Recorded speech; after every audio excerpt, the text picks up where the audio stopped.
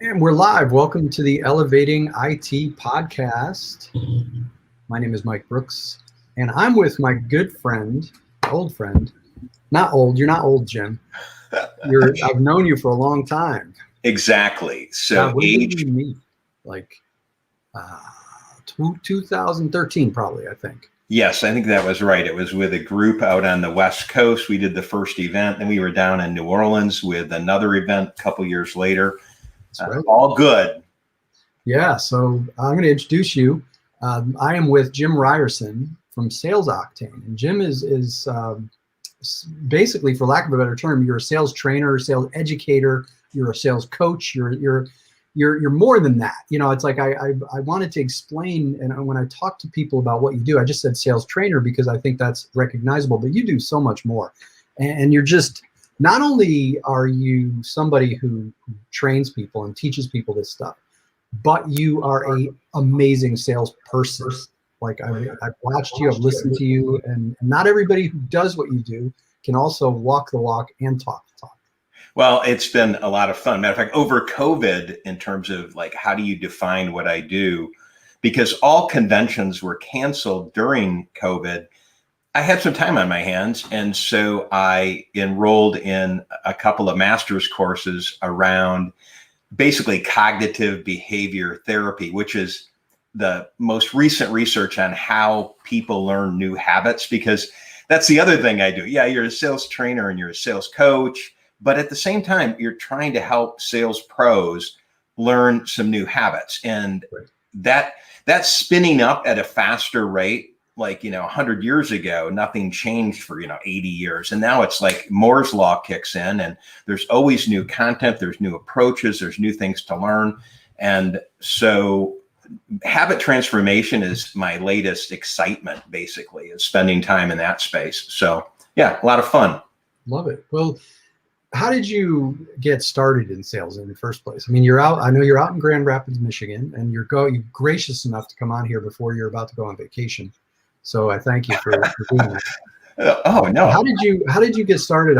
Tell us the story of Jim Ryerson. Where did you come from and all that? Oh, it's pretty fast, actually. I've only had 3 jobs in my life, which is, very unusual in this day and age. But when I got out of school, I went to work for a large corporation, worked in marketing for a period of time. Then that led to sales, was in the field, had a small distribution business during that period of time.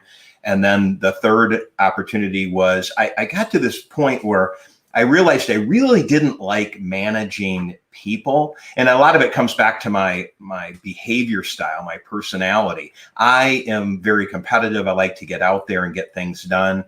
So had an opportunity to become a sales trainer. So I had been in sales, but I basically just made the pivot to become a sales trainer. Took a year off, wrote a book. I had been speaking about the content as I was writing it. And one of these click moments where I was in a session just speaking about content, and somebody came up afterwards and said, boy, you should write a book about this. His name was Arthur, and Arthur turned out to be a publisher. And he said, I have a business book company and we'll give you an editor. And the rest is history. Book got published. And that also was kind of a reinforcement that I like to organize thoughts. So I've written, it's been 4 books now. People don't read as much as they used to. So we've been doing more shorter hits, videos, things of that nature. This kind of format is perfect. Right. All right. So and for the people who are listening and watching, if you're part of our audit community, you're going to be invited to some training that we're going to do with Jim, because I'm bending his arm a little bit to come on and do some training for our users. And of course, we always open that to the whole community, to anybody who wants to jump in. If you're an MSP or a user or not, you'll be invited to that. So I want to speed through a couple of things. Okay. And as I told you in the beginning, this goes wherever it goes. So I could go off on a tangent, but we could go off on a tangent. Anything goes, whatever we want to talk about. And for those listening, if you have a question for Jim as we go, comment. Wherever you're listening to this, whether it's we broadcast this to LinkedIn, YouTube, and Facebook. So if you put a comment in with a question, we will see that and be able to answer for you. But I wanted to talk about little bit about, as much as I hate to do this, everybody talks about the pandemic, but I think we're at an interesting point, right? Like things are now, we've experienced this whole long year of nothing and turmoil and all this crazy stuff. And what do you see is happening now, or what should people be aware of now, especially in the IT space? And I'll preface this with, I know some IT guys, like anybody else, are struggling, but I just talked to a couple today who are having the best summer so far of ever, right? Like in a time when all of a sudden they expect a slowdown, they're busier than ever because all of a sudden people are getting ready for back to work. So I want to talk about what you're seeing and how they should be doing things now. No, it's a great point. I mean, it's the number one question right now, Jim. What do we do? Post pandemic coming back. Well, first of all, think about what's going on. During the pandemic, everybody had to work from home. FH. Everybody worked from home, and the thought was once the pandemic was over, everyone would race back to the office. But what the corporate space realized is that there are certain roles that you could do off-site. So companies are not foolish. If I can have you work off-site, then that reduces my real estate footprint, which reduces my cost. Frankly, you're going to work out of your house. You're going to use your bandwidth. You're going to use, if you start thinking about it, there's a benefit. And a lot of workers, like it could be your customer. A lot of your customers may actually like working from home. They may feel like they're more productive. Now, we can argue all day long. I've listened to lots of podcasts about the pros and cons of work from home.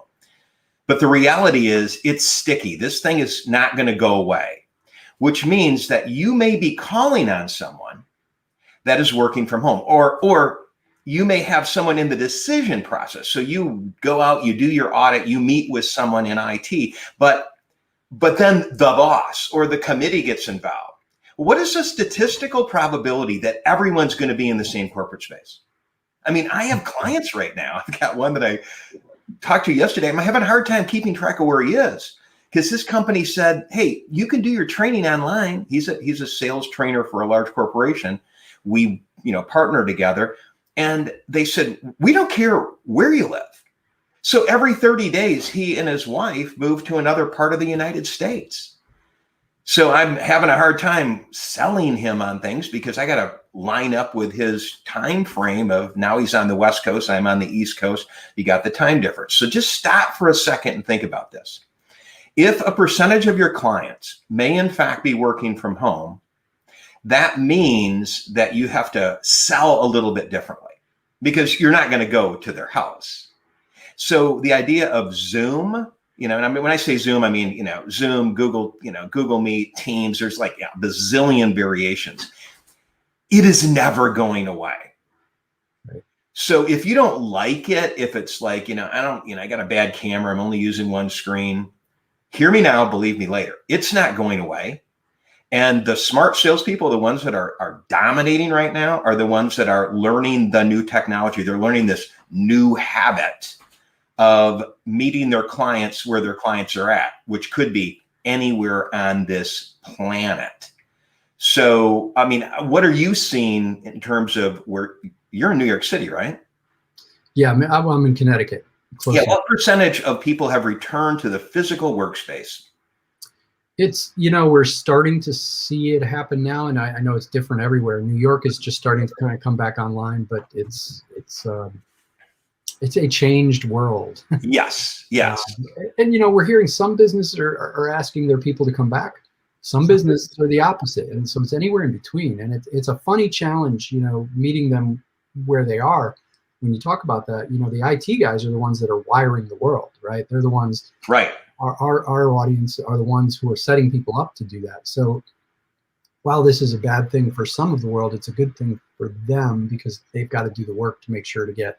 And I think a lot of them were really busy during the pandemic. Absolutely. And you'll be really busy in the next several years because as companies come back, we didn't mention this up front, a good number of years of my life, 25 to be exact, I spent in the office furniture space. So I still have a lot of contacts in that space, and I talk to them, and what they're telling me is they're going to be busy reconfiguring spaces, which always impacts the wire. It always impacts the community. It always impacts what your audience does. So yes, you will be busy, but you have to learn a new shtick. You need to learn to, number one, get really comfortable engaging the customer where they are. The other thing that, let me ask you a question. I mean, have you, Mike, ever received a phone call on your mobile device and you realize it's spam, it's sales, maybe even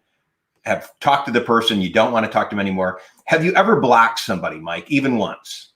Oh, of course. Okay, so let's stop and think about this. And for the audience, you really need to engage on this. So a salesperson calls you and you block them. So here's the $1 million question, Mike. The next time that salesperson calls you on your mobile device, that you block them, what do they get? What do they hear? What is their experience on their end? What's the difference? Nothing. There is no difference. You're right. And everybody gets this wrong. In virtual training sessions, I ask the question, they go, well, the phone's busy. No, it's not busy. Oh, it says you've been blocked. No, it doesn't. It rings. And you're going to hear your lovely customer's voice, prospect in this case, leave your name, number, and a brief message. I'll be sure to get back with you. And then you're going to wax eloquent. Matter of fact, you're going to go back and lie to your boss that night when the boss says, hey, how you doing with the XIZ account? Oh, I've left several messages all over it. I'm on them like a monkey on a cupcake. They don't even know you exist. They don't know you breathe air, because on their phone, nothing changes. It doesn't ring. They don't see your message. Even if you try texting them, it looks like the text left your phone. They got nothing at their end. So here's the dilemma. With a good percentage of people that will continue to work from home, are they using a landline? And a good percentage are not. It might be pushed to their mobile phone. So here's the deal. You better be really good out of the gate.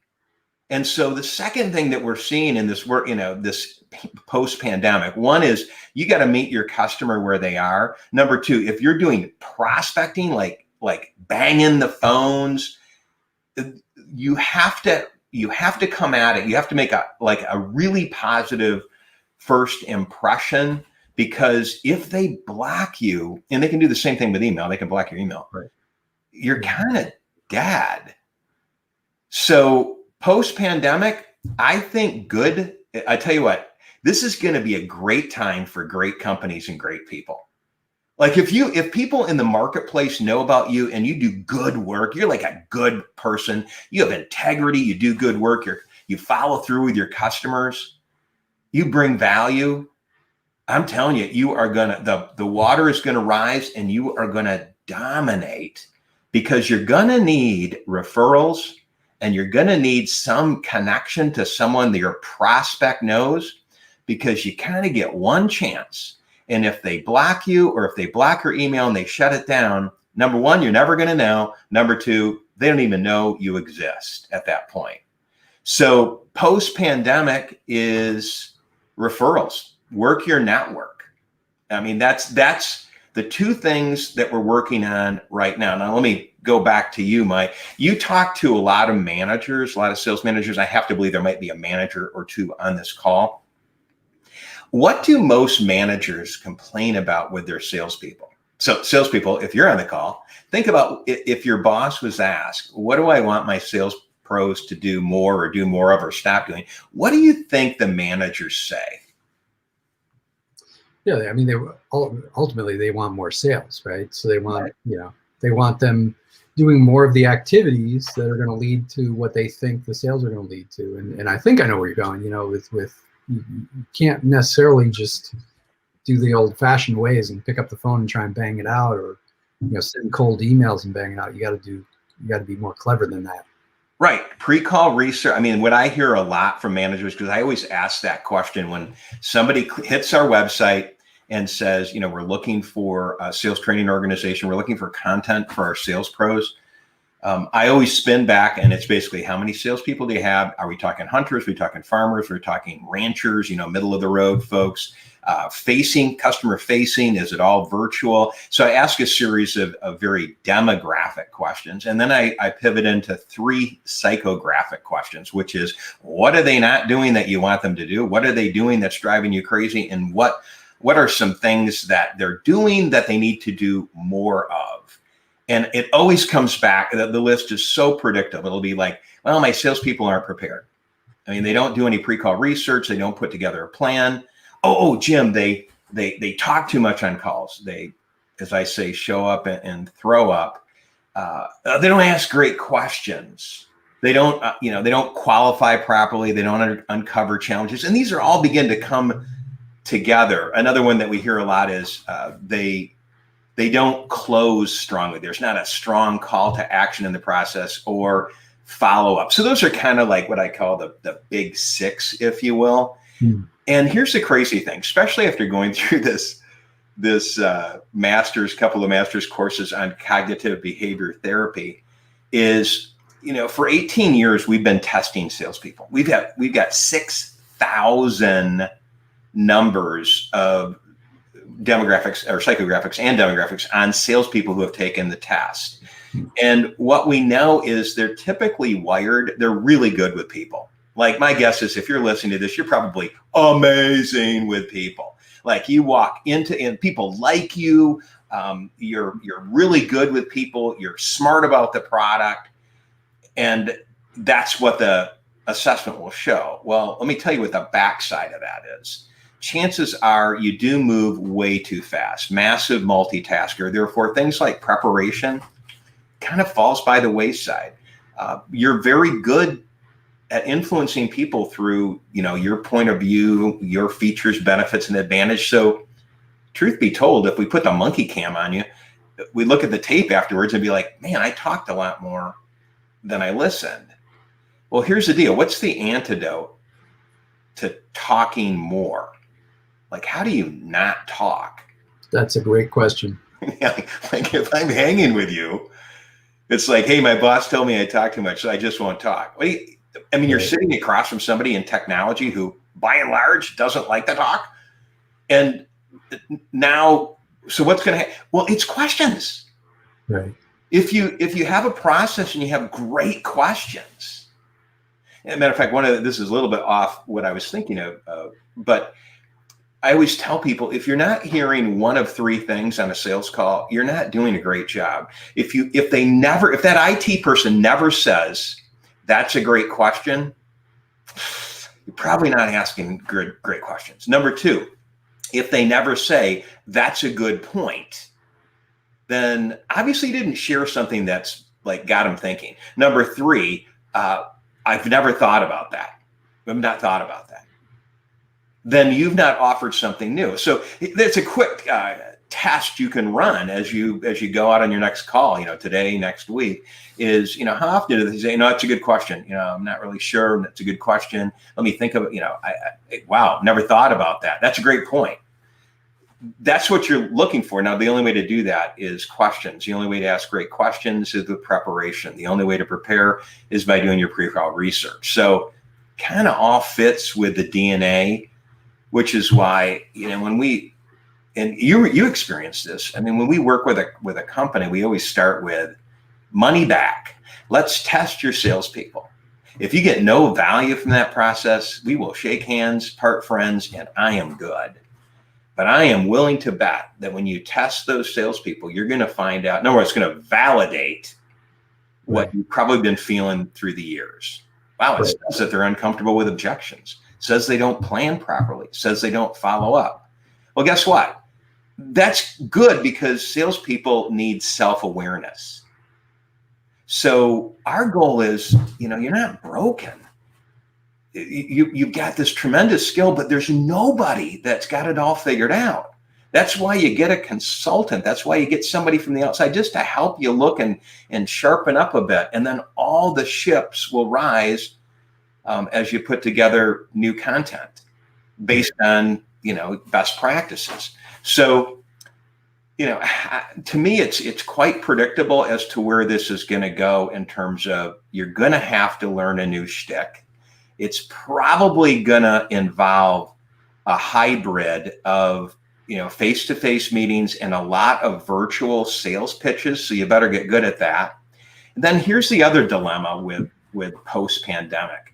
And you tell me, are your customers telling you that decisions are moving faster, or it's just taking longer? You give somebody a proposal and it takes a little bit longer.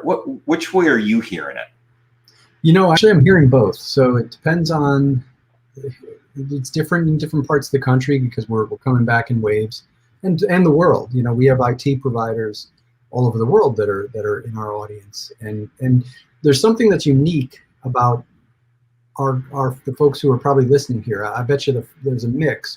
There's probably folks listening who are salespeople in an IT company, right? They're going to be very different than the ones who are the technician owner who is out there selling. Because IT guys have a specific, almost like they're not. I don't want to. The personality profile of an IT guy is different than the personality profile of a salesperson. Not to say anyone is better than the other, right? Like, it's just the way they think, the way they interact is different. So, and to circle back to your actual question, it's different. I know some are finding they can't get people to make any decision, but there's some that are like all of a sudden are popping like crazy because they got to get everybody back in the office now. So they're scrambling to find our guys. And I think there's an opportunity out there for the IT providers to go crazier this summer than they ever have, because I think, you know the way it is, Jim. Everybody kind of pulls back in the summer. We all want to go on vacation. Nobody wants to make decisions. And when you're selling, I think, in those summer months where people are doing less, we have to be more aggressive. And I think we, if you would normally, if an IT provider would turn it up to an 8 in the summer, where they maybe normally were at a 6, they need to turn it up to a 10 or an 11, to go even further, because there's so much. I think there's a lot more business out there than they realize in the summer months. Yes, and here's where I go down this path of decisions taking longer, and what you said, people all over the country. Now remember, we've got people working from home. We have a lot of committee decisions. Okay, you're talking to someone, IT, you go meet with someone, but oftentimes they don't unilaterally, that person you're talking to, they cannot unilaterally by themselves make the decision on their own. They have the influence of others. Now, add to that the statistical probability that someone on that committee may in fact not be in the same room when you go meet with your IT person. Probability exceptionally high. Number two, in the situations where companies are taking maybe a little bit longer, industries that, hey, we're watching our quarterly earnings, whatever, we're going to wait to the last second till we pull the plug on this. If it takes longer, then there's a possibility they'll forget all of the nuances of what you shared during your sales conversation. So here's another, I hate to use the word pivot, it's so overused, but here's another pivot I think salespeople need to make. Video messaging, while it is a heavy lift for a lot of folks, I think it's where it's going. Now, hear me out, because I was not necessarily a believer at first when I started playing with it.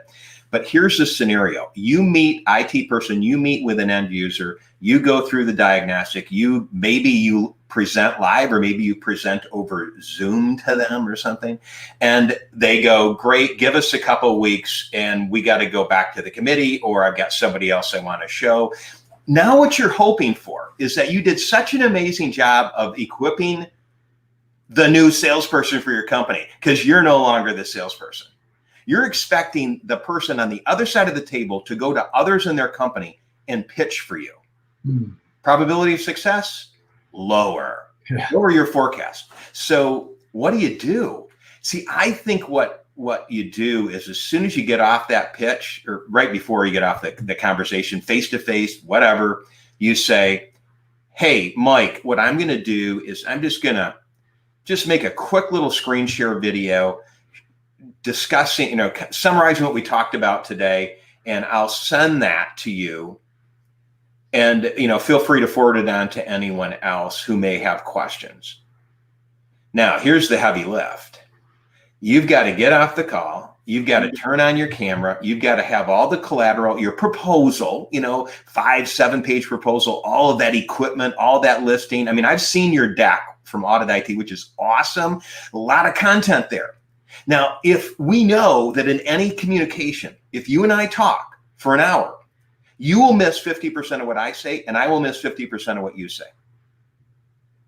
So why do we think it's going to be different when you sell a customer? They're going to miss some of what you shared. Right. And they're now the new salesperson for your company. Stop. I mean, these platforms, I've been writing a lot about it on my little newsletter on Friday. And there's like 18, 19 different platforms, and you can spend as little or as much. I mean, some of them are free. But at the end of the day, on the screen, they're going to see your little face. People buy from people. They buy from people they like. You become very likable when you help your IT person by summarizing everything you just threw on them. Now, here's the best part. That IT person then forwards that link to the other committee members. And you talk about differentiating your offer from your other competitors who are like, well, thanks, Mike. I'll look forward to hearing from you in 2 weeks. If I don't hear from you, I'll never call you again. I mean, that's the zero end of the scale. And the 5 now used to be the 10. The 5 is now, well, great. Okay, so you think you're going to know by next week, Friday. If I don't hear from you by Friday, I'll give you a call. Or maybe you're really good. When are you and I going to be able to talk to the committee? That's awesome. But what if they say, how's never good for you? I mean, by the way, the committee, one's in Guam, one's in Oregon, one's in Florida, and one's here at the corporate office with me. Okay, well, you better be good at pivoting to a screen share. But if they say, no, this is your last chance. Why wouldn't you zip up a 10-minute video showing your collateral, talking about the features and benefits, and sharing with the customer? Hey, Mike, thanks again. I promised I'd put together a quick little summary of what we talked about today. Up front, you shared with me, here were some of your problems. I mean, put the problems up front so that as the video goes, other people are telling, I didn't know we had that problem. I didn't know it was that bad. It's right. Well, now let me ask you, so let's say you're presenting your solution to whoever is on that call, right? Like whoever you can get, whatever committee members are there. You're presenting it live to them. You're having, you've got great rapport, things are going well, but that call is probably an hour. Yes. Maybe more, right? Like now, so you could always record that, but they're not going to listen to an hour. Nobody's going to, that's like watching paint dry. Right. So you're obviously taking that and distilling it down so that you're explaining maybe what you explained, right? Like, how does that look? Yes. And here's the thing. If you wanted to learn to play basketball, if you have a daughter or a son and they want to learn to play basketball, and you say free throws are incredibly important. Free throws are incredibly important. So I want you to practice free throws. And they say, okay, Dad, I'll go out and I'll do 1 free throw a day. How good are they going to get? I mean, really, how good are they going to get? Not that good. What if they did 5, 10 free throws a day? I think they'd do better. Yeah, sure. So get this. One of the unintended consequences, and a very positive one, of starting to do video messages after a sale. So it's like it's like a summary of here's the proposal. I've covered it real quick, but remember, it's not two-way. Not going to be an hour and a half video. It's going to be 10, 12 minutes. Yeah, and you're almost telling them like, hey, when you're looking at this later, here's what it means, or here's what you should be looking for. Training them to understand. Yeah, and it's not like that. It's not like a full screen, and it's not just audio. It's a screen share where you bring in the proposal, you bring in your collateral materials, you bring in your diagnostic deck, you bring in all this, and it's summarized and it's tight. Well, here's the deal. You play how you practice. Fair? You play how you practice. Yeah. So here's the deal. If you start doing more of these, You're going to build the muscle memory. That's how cognitive behavioral therapy works. If you do something consistently, like if I've got to make 5 of these today because I did 5 pitches, and they're all going to be a little different. One says, hey, Mike, one says, hey, Sally, but 80% of the content is your features, benefits, and advantages and why they should use you. You're going to get smoother. So if those of you out there who think, now post-pandemic, we're all going to be back in and it'll be associations again. Well, you're going to be really good at shooting free throws. Right. Because you're going to be so good and tight at not saying and ah. Because guess what? You watch a screen share video of yourself, and if you hear yourself going, so, Mike, as you'll see here, well, you listen to that and you go, oh my gosh, is that me? That's called self-awareness. Fix it. I mean, it's easy. I used to do it horribly when I first started doing presentations. And ah. It's because your brain works too fast and your brain is filling in the sound. Right.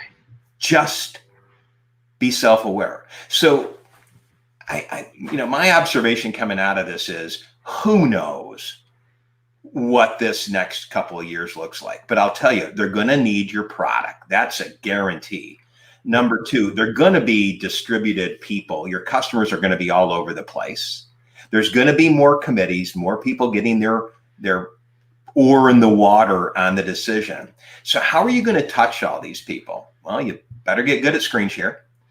Number 2, if you're thinking about doing prospecting, you better do great work for your clients and then ask them for referrals.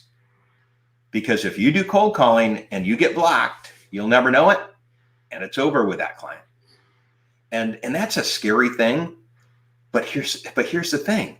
If you're good and you work that referral stream, you're going to be so blessed in this new world order, because nobody's got time anymore. So they're looking for the best provider who can get to them on their terms. So those are the first step I would take, other than, make sure you know who you are, make sure you know your sales style, your behavioral style, and don't go into denial. Let's figure out what you're good at. Let's find the areas where you need to adapt a bit, figure out what those approaches are, and execute. So that's kind of what I see right now. And it feels it's sticking with people. It is working. That's great, man. I've got like 18 more questions I want to ask you, but I want to let you get away on vacation here. I want to put up, thank you for coming on. I want to give people a couple of links if they want to find out more about you. Oh, I got to mention that this is like the funniest thing ever. So I used to, pre-COVID, and it'll come back, I used to travel 180 days a year. So I was always on an airplane. And a great place to network, because where are they going to go? Nowhere. Right. And almost always on airplanes, it's, VP of sales, owner of businesses, entrepreneurs. So I would, strike up a conversation with somebody, and if they engage, I would ask a few questions. They always ask, what do you do? And then I'm like, you first. And then I find out they're in charge of how many salespeople ask a series of questions that aren't spontaneous. I mean, they're planned. But then at the end, it's always kind of like, hey, do you have a card? Well, here's the deal. Sometimes you don't have a card. So I bought that website. I just met Jim. So stop, like literally on a golf course. I just had it last week. It's like, how do I get a hold of you? Okay, I'm Jim. They're like, yeah, you just met me. Yeah. Just go to ijustmetjim.com. By the way, every single one of you should get some variation of this, because it's just kind of fun. And you just have a hyperlink to Sales Octane, in my case, salesoctane.com. And there is a free app on the site. So if you go to ijustmetjim or salesoctane.com, you'll see the bugs for Apple and so on. I have hundreds of sales training videos that I throw on there. There's a sign up on there for Finish Line Friday. So every Friday, 2-minute video, real fast. Watch it on your mobile device, but it's just trying to keep giving you energy. And then if you are interested in even having a conversation, there's a way to connect with me, just answer a few questions, and then I'll toss back my calendar. And I'd love to talk to you. Yeah, and I would recommend everybody go check out Sales Octane and the videos Jim does great content. So he got a ton of great free content out there, for you to dive into. And then definitely reach out to Jim. I'm going to reach it back out and get you back on here. I got to check. I just met Mike because I have a feeling I bought that after realizing you bought it. Because now I'm remembering a conversation. That was 9 years ago. 9 year ago, Mike. I bet you I have that somewhere. I bet you that's mine. Hey, thanks for having me on, though. I mean, if I were sitting with any one of you on the phone right now, one-on-one, I'd stop and say, this is really going to be an amazing opportunity this next 10, 15 years. It's just, you have to differentiate yourself from your competition. Right. And a lot of that is you. It's you. I mean, a lot of you are selling the same kinds of products. I mean, your competitors have the same portfolio. So how do you differentiate yourself? We just gave you 3 ways today. Yep. So it doesn't take much, Jim, right? Like it doesn't, with the bombardment of there's these do dumber things, faster tools out there that make people are just doing these automated calls, automated emails, everything's like automated this, and people are doing it the lazy way. And not that we're calling anybody lazy. We were talking about that before too. But everybody's doing there's so many people doing it wrong that I think just making a little effort really elevates you. Yeah, there's a concept that I use a lot called habit stacking. People talk about multitasking, and there's lots of them been written that really doesn't work. All you do is move rapidly between things. That's multitasking. So you really never do anything well. Whether you agree or disagree, that's one rule. Then there's habit stacking. It's where you do multiple things on top of each other. And I think when you do when you get good at video messaging, you're actually doing 2 habits at the same time. You're giving the customer what they need that's sticky. It's going to move throughout their organization. Other decision makers are going to see you. They're going to hear the pitch from you. That's a good thing.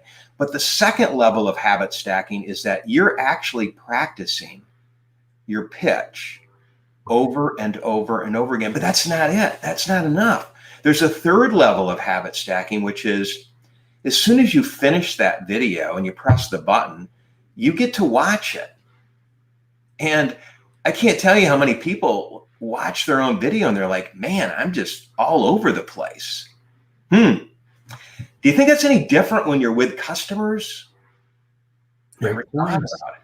Succinct, precise, professional. That's what your IT buyer wants, because that's their behavior style. Precise, analytical, compliant, rule follower. Why don't you emulate the same persona on these videos and watch what happens? So that's a great point. A great point about that. Oh man, I love that. The idea that, because a lot of people are afraid to make videos, and it's like gives you just from the fact that it gives you the opportunity to practice and then go back and watch your pitch, watch how you're communicating and fix that, because you're communicating without a camera when you're in front of a person. Yes. Yeah. Great point. Well, Jim, thank you so much. I'm going to thank you again. Go to ijustmetjim.com to learn more about Jim, or salesoctane.com. And thank you everybody for watching. Thank you, Jim, for graciously giving your time just before you're going to go on vacation. And I'm going to bring you back on soon. Hey, have a great day and have a great start to summer. Thanks, Jim. Bye. Thanks, everybody.